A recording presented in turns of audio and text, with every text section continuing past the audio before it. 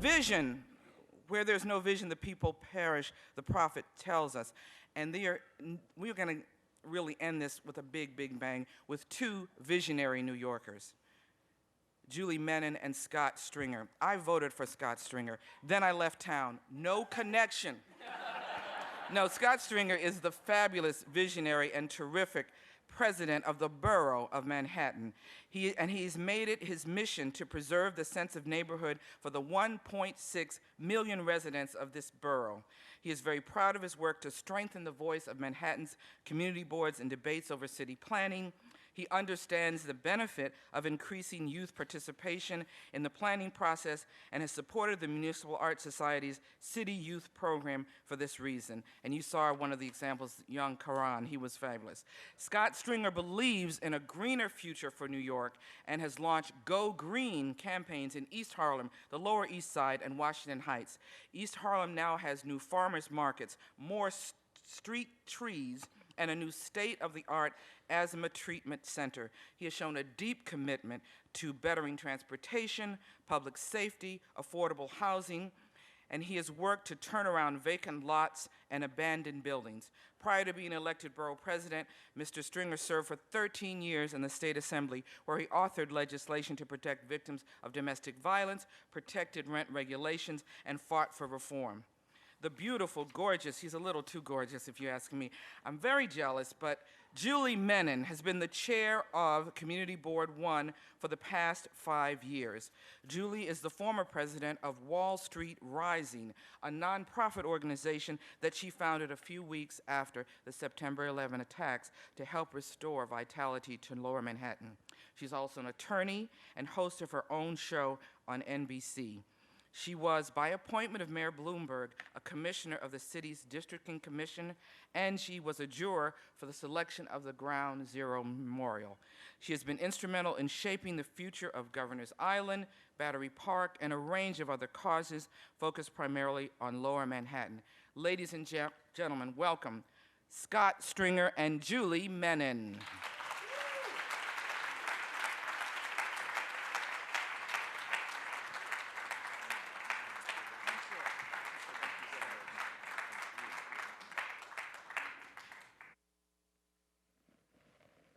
Well, thank you, Kinsasha. That was a fantastic and very generous introduction for both of us. And let me first of all welcome Borough President Scott Stringer and thank him so much for joining us. Thank you very much. Thank you. So over the past couple days, we have seen here at the MAS Summit some really fantastic and innovative ideas on how to improve livability in the city. And just to sum up a few concepts that we've been focusing on, we've considered, for example, the ways that New Yorkers experience their city, as well as the ways that New York City's population has been changing. We've explored the importance of open space. We also explored the concept of new media and civic engagement. We looked at neighborhood vibrancy. We looked at specific areas like the Garment District and a host of other issues. But the key subject we've been talking about is livability and what that means. So my first question to the Borough President is, how do you define livability? And what do you think has been the greatest improvement to livability in the last 20 years? Well, first of all, Julie, it's great to be with you on this panel, and I want to thank MAS for doing this extraordinary conference. I'm a lifelong New Yorker, born and raised in Manhattan, grew up in Washington Heights. So when you think about livability, every day I've woken up, I wake up aggravated living in New York, right? Because the alarm goes off, right? And suddenly you're going to go into the subway station, you go out. We're New Yorkers, we're edgy, and someone's going to annoy us, right? I mean, that's just who we are. And then as you get older, your parents take you to some suburban enclave or a country house, and there's no noise. No one's aggravating you, and you're suddenly alone, and you want to rush back to the city, right? So to me, that has been livability. The question of making sure that people live long and that everybody has an opportunity to excel here, I think is the big question. What strikes me is that everybody in New York, especially in Manhattan, there's so much economic power, and there are so many ways for people to stay healthy, have a long life, and really enjoy New York. But what we have found, and I think it came out in the MAS poll, is people are not treated equally when it comes to health and livability in this city. And that is why we engage in our Go Green East Harlem project, which was really about figuring out ways to reduce asthma in this community, deal with the impact of environmental decisions that were made by government 20, 30 years ago that negatively impacted this community. And we have tried to work with the community over the last couple of years to deal with it. So I think you should be able to live in this town and live equally, not based on what zip code you live in, but whether the whole city can be elevated to a point where health is something that's so important here. And that's why I think health issues as it relates to living in New York is the #1 challenge we face. So you mentioned the livability study that MAS recently put out, so let's talk about that. So the top line overall results might have surprised people, and they indicated basically that many New Yorkers were satisfied vis-a-vis their livability. What was your reaction to that? Well, I was very grateful that so many of my Manhattan constituents were happy about living in Manhattan. Now, if you notice, if you look at the polling data, there's definitely a trend from my election as borough president in '06 to this polling, right? So now I'm going to be issuing a very detailed report on this. But I think what was very interesting about the poll is that people love living in the city, but there are real concerns about how people are living. So we should take seriously our people in the Bronx and other places and people in the minority community who are knocking on the door and sounding an alarm about quality of life issues and affordability issues. Look, this is a great magnet city. People come from all over the world to live here, and we depend on people coming from all over the world, Julie. But if the entrance fee, for example, to this city is $1 million condo, if people can't get the kind of job and career opportunities that they need, they're not going to come here. And people, especially new immigrants who flee persecution, who want to come here, they're telling us that their living experience is not what some upper income person is having the same experience. And I think the poll was very interesting as it relates to the different boroughs, but when you dig a little deeper, people who are perhaps not making as much money, although have just as worthy career goals and aspirations. And I think the poll was significant in that regard. There definitely was. There was a real livability gap along ethnic, racial lines, which obviously is very troubling.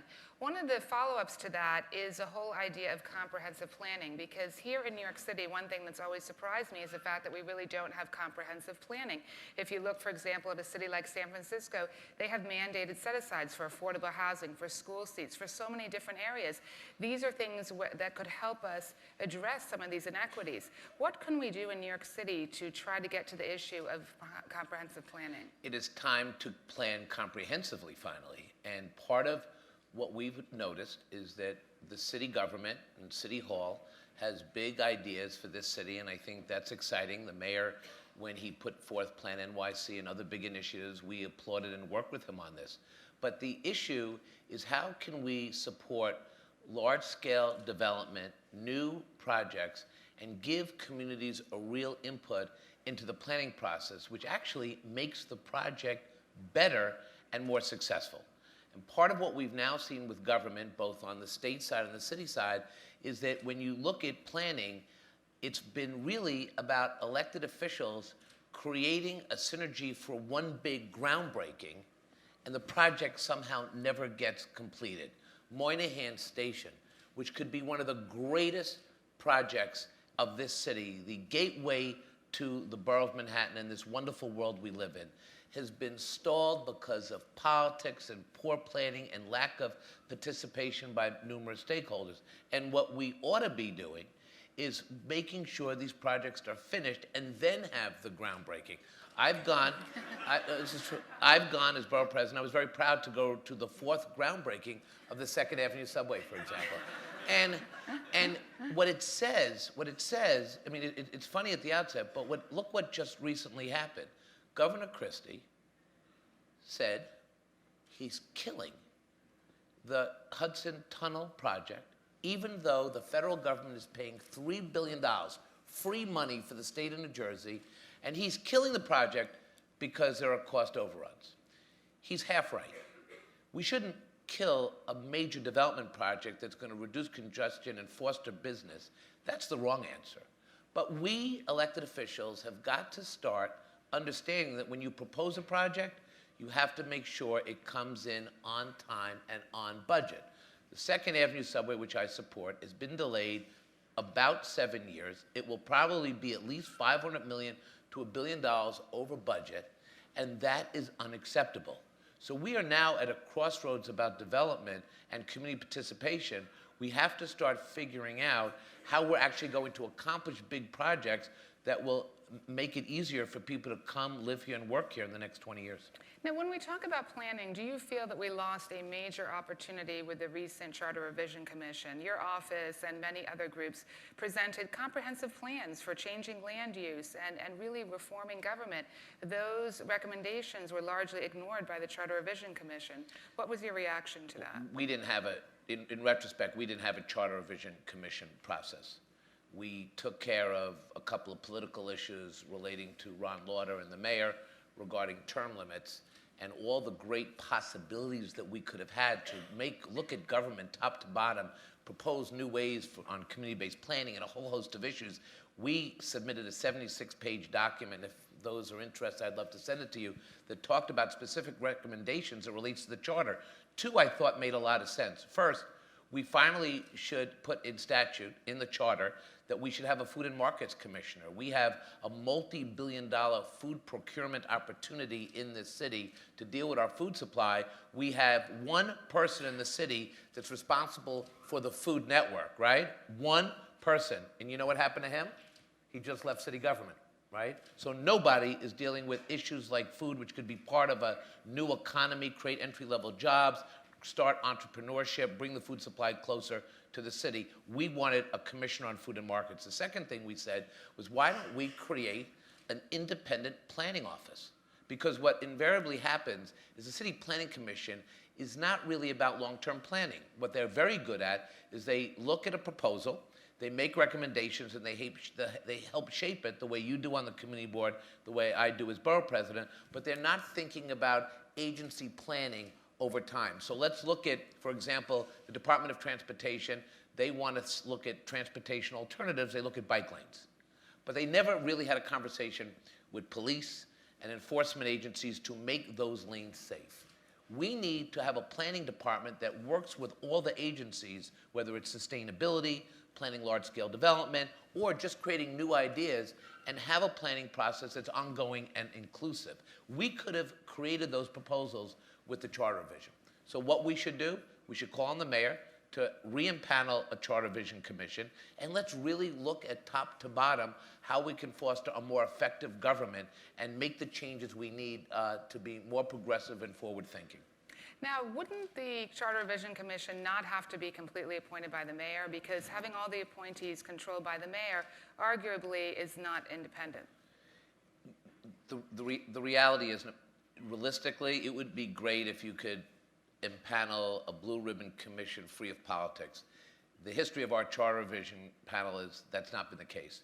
What you really need to do is have a mayor in their third term, someone who wants to leave a real legacy about a new government, to put the best people on the panel, to look at this city top to bottom.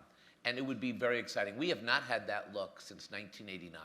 Since we had to look at how we would have a governance structure because the Board of Estimate was declared unconstitutional. I really felt this was a missed opportunity, and think about how we could look at ULURP, land use, how we can create a planning process. I'll give you one idea. I've talked about this in front of MAS before, but I think we have to start campaigning harder for this. The community boards have changed since the 1970s or even before the 1950s. They were created as community planning boards in the 1950s and early 60s. That process changed when we went to co-terminality of services in 1975. Charter Revision actually put the community boards in charge of delivering essential services, filling potholes, constituent complaints. That was the 1970s. At that time, however, elected officials started to have full-time offices, so everybody had a community office, the senator, the assembly member, the council member, the community board. Everybody was doing constituent services, but nobody was doing local urban planning, right? So what we've got to do, I think, is create an opportunity for our community boards to reinvent themselves and to mandate that we have an urban planner in every community board to deal with issues of planning. This makes such sense. And we prove this works because as borough president, and you've worked with them, Julie, we've created an urban fellow planning fellowship program in our office. We take young graduate students, we put them, not in my office, but we put them out in the streets like the Peace Corps. They work in East Harlem, they work in Washington Heights, they work near Community Board 1, in and around Ground Zero. They're helping community people understand land use and zoning, and it's working. It's become so successful that the mayor is bringing our program citywide. But we could do this with professional urban planners, and they could assist people in land use and zoning protocols that could forever change the way we participate in having a decision-making process on the most local level. Let's continue talking about the community boards, because one of the very important and impactful programs that your office has done is really lead the way in terms of community board reform. One of the missions of MAS is to try to engage younger people civically in New York. Now, if I recall correctly, you were one of the youngest members of a community board when you were growing up. The youngest. The youngest, okay. So how do we engage young people all throughout the city to become involved civically? Well, you don't want them to start like I did, which is come from a political family and get so caught up in it at 17. But I had this relative, Bella Abzug, so I was totally in trouble, and my mother was involved in politics. So there are other ways to get young people involved. One of the best ways is to look at making sure you have diverse boards. So part of what we've tried to do in our office is by creating younger boards, getting more of a mix, we instituted an independent screening panel.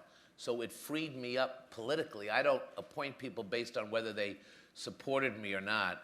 And it's for two reasons. One, I don't think that should be the standard, but also when I first got elected, I only got 26% of the vote in an 8-way race, so I needed more friends, so I didn't have enough of my people perhaps to appoint. But by freeing this up politically and setting up an independent screening panel, we charge the NAACP, Citizens Union, all the good government groups, we say to them, go out and get us new people. And what has happened? The boards today are younger. The boards today are more diverse. We have more members of the LGBT community. In the old days, LGBT members were from where? Chelsea? No, Village more, right? And Chelsea, but nobody was from uptown. We changed that. We made sure that we had more Asian candidates for community board in a community that has a large Asian population. We satisfied that demand. We have more African Americans on the Upper East Side community boards, and we appointed our first Caucasian member in Harlem. Because what we really are trying to do is take 50 individuals who reflect the community, bring them to a meeting, and like the town crier here a year, come by and deal with the issues of the day. And I will tell you, what's fascinating to me about the younger people serving on our boards, these are people who could donate money, go to cocktail parties, they can do so many different things. They love being part of the neighborhood. And they become parents, and they definitely become more involved. So when people say to me, oh, you can't get the young kids to focus on things, they love the community boards because they're more substantive and they're having impact. And every time you, as a community board chair, and Julie, as many of you know, President Obama now knows about community boards, right? Because when they wanted to do the terror trials, he had to listen to the Community Board 1 resolutions in his national security briefing. And once that happened, they became national. And I think we should do more to get young people involved because we can create a great mentoring system. We have a few minutes left, and so I don't want to be monopolizing and asking all the questions. I want to make sure I left a few minutes for the public to ask questions. So to the extent that people have questions for the borough president, if you could please just come to the front of the aisles. And they're going to be, I believe that it's a little hard to see, but I think the people in the back have microphones.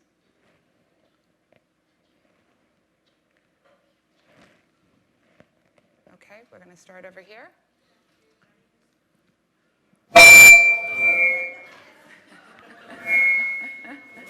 That made sure everyone was awake.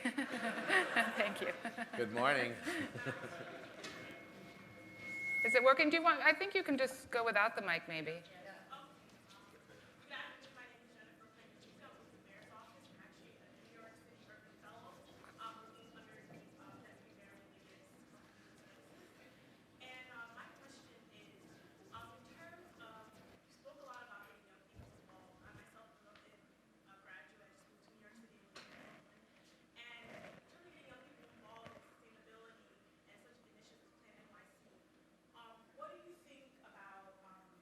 not only having young people on community boards, but having young people in dialogue in terms of where they want to see the city.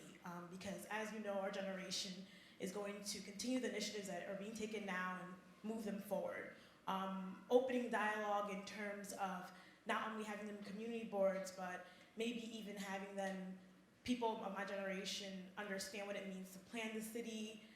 This kind of event is wonderful, seeing the different generations throughout the event. But what do you think about having events maybe in universities, places where young people come together and are being educated about issues? Having more events catered to people of my generation. What do you think about that? I think that what MAS has created today over 2 days, and the fact that all of you are here, you know, on a Friday after 2 days of hearing speeches and discussions is extraordinary. And you're right, you look at this room and it is very diverse, and you have a lot of younger people and you have some longtime leaders in the city, and that's exactly the discussion that we should be having. Going back to our urban planning graduate fellowship program, what I think was very interesting about listening to the graduates when we sit around and have our discussions with them, they thirst for being involved in urban planning issues and how to build the city. And I think what's really interesting is you can take it within the classroom for just up to a point, and then we have to send young people out to have these amazing New York experiences. So think about, you want to be an urban planner, and then you do an internship, a paid internship in El Barrio in East Harlem, and you have that kind of experience, or that you read about, you came from another place and you going to a university here, and suddenly you are the urban planning graduate fellow for Ground Zero in Lower Manhattan, something that you lived with since you were a child, and here you can now rebuild a community. We have to give more of those opportunities. My office isn't the only one doing this. The mayor, I think, has really taken a real interest in shepherding the next leaders of government.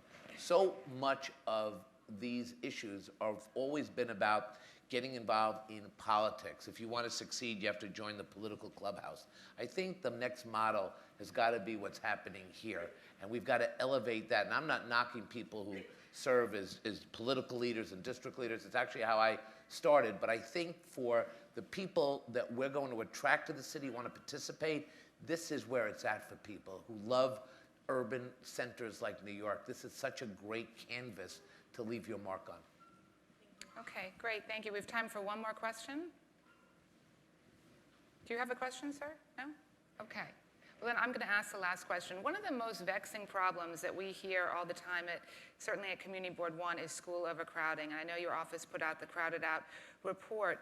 What can we be doing as a city to make sure that the land use review process takes into account school overcrowding? Because we are routinely approving large-scale development projects all over the city without any consideration of what it does to the local public schools. One of the, I think the report that we issued called Crowded Out, and then we did a subsequent report called Still Crowded Out, actually did something very, and there was actually a third report, but I won't get into that.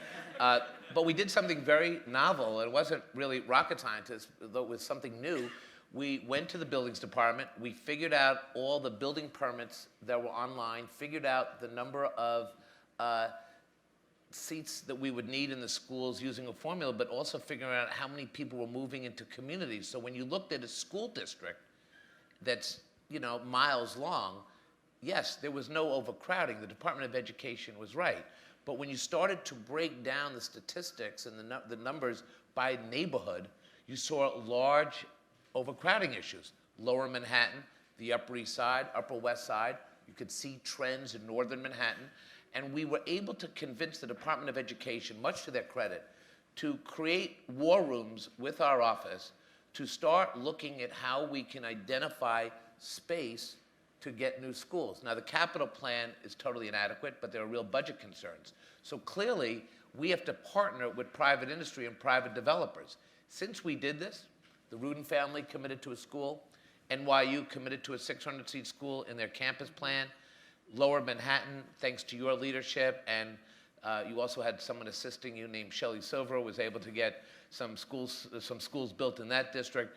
But now we've shown DOE that if you're going to build schools, it has to be through the lens of land use and zoning. So the community boards and land use people have to be involved in identifying during ULURP how much school space we need, because when a developer comes and wants something extra than the zoning allows, communities do have a right to talk about infrastructure, whether it's subway, transportation infrastructure, or other things. Clearly, schools have to be on the top of the list. Some have argued during the charter revision that we should mandate school seats and developers to provide that because they're bringing new people into a community. That's why I want to have a charter revision commission discussion, because I think we have to vet this. But the bottom line is we were able to transcend the old way of doing things, which was the school construction authority. They build some schools one year, they build schools the next year. Today, we now have a way of working together with them. And let me give credit to a former borough president from Queens, Claire Schulman, who created war rooms under the Giuliani administration and brought in the SCA and others. And when I was starting out, went to that office one day and said, wow, that makes a lot of sense, coordinating all the agencies and building schools. When I got elected in Manhattan, we created the same thing.